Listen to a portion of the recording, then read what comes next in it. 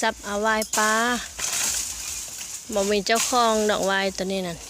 ดูขับเพอันเป็นเหวขึ้นไปสูงพุ่นน่ะเป็นม้าแหละแล้วจากอัน2อันเนี่ยบ่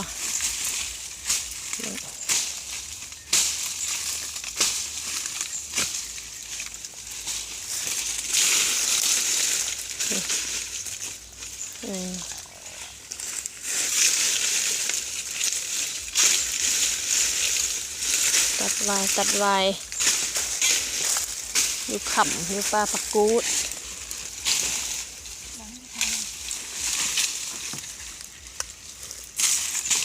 เอา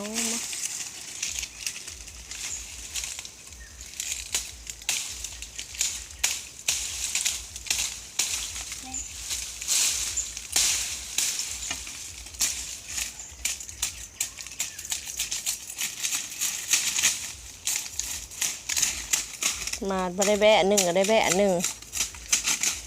มือได้แวะไข่หมดแดงหันอีก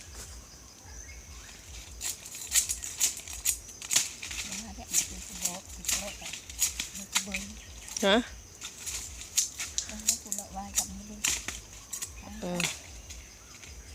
ได้นะลำบ้างไงเนี่ยอันนี้นะเอาไปเอ็ดอันยังตีนกระโต๊ะตีนติ๊บเขา